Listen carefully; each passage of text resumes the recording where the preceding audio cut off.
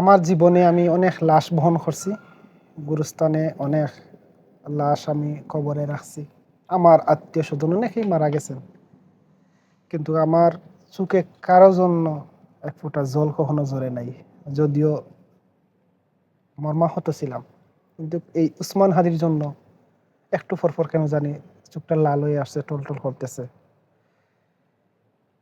এত সম্মানের বিদায় নিয়েছেন উসমান হাদি আমাদের থেকে।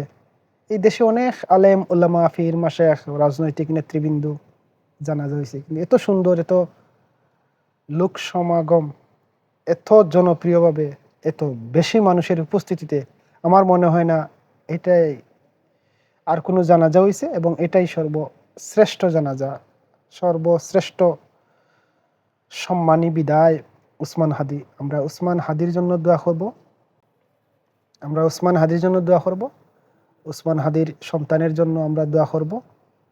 আসলে ষড়যন্ত্রকারীরা একজন উসমান হাদি আমাদের মাঝ থেকে নিয়ে গেছে, কিন্তু হাজারো উসমান হাদি বাংলাদেশের জন্ম নিবে। হাজারো উসমান হাদি এই মুসলিম উম্মার জন্য যুগ যুগ ধরে আল্লাহ দান করবেন। মনে আছে না সিন্ধু বিজেতা মোহাম্মদ বিন কাসিম, যিনি 17 বছর বয়সে সিন্ধু বিজয় করছিলেন। ষড়যন্ত্রের কারণে 17 বছর বয়সে ওনাকে শহীদ করা হয়। যদি উনি আরও একটা বছর সময় পাইতেন, তাহলে পুরা ভারত মহাবর্ষ তিনি জয় করতেন। চক্রান্তকারীরা সেটা করতে দেয় নাই। কিন্তু আদৌ কি মুহাম্মদ বিন কাসিম মারা গেছেন? মারা যান নাই তো। তিনি আছেন, ইতিহাস হয়ে আছেন যুগ যুগ থেকে যুগান্তর পর্যন্ত। এই পৃথিবী যতদিন থাকবে, মুসলিম সেনাপতিরা খালিদ বিন ওয়ালিদ, মোহাম্মদ বিন কাসিম, আমাদের উসমান বিন হাদি থাকবে। উসমান হাদিরা মরে না, উসমান হাদিরা মরতে পারে না। হাদি লাখো জনগণকে, লাখো মানুষকে, সারা বাংলার মানুষকে কাঁদিয়েছেন। সামান্য মানুষ খুশি হয়েছে, কিন্তু কোটি কোটি মানুষ তার জন্য মর্মাহত।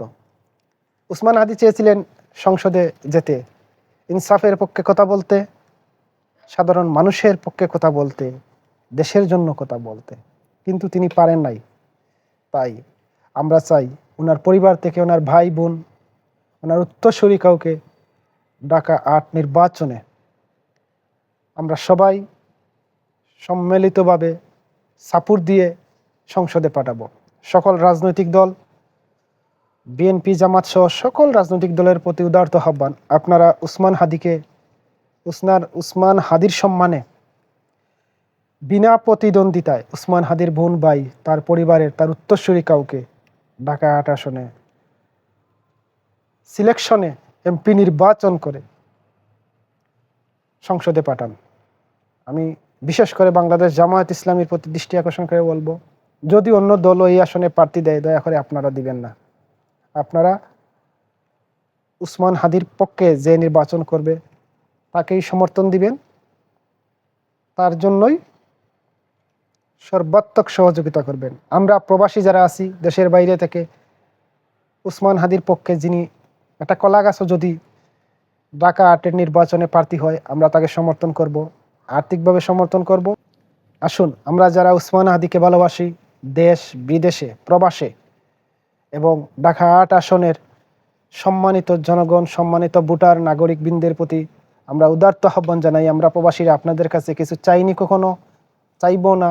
শুধু ঢাকা ৮ আসনে উসমান হাদির উত্তরসূরি হিসাবে যে প্রার্থী হবেন তাকে আপনারা ভোট দিবেন, তাকে নির্বাচিত করে উসমান হাদির প্রতি সম্মান দেখিয়ে তাকে সংসদে।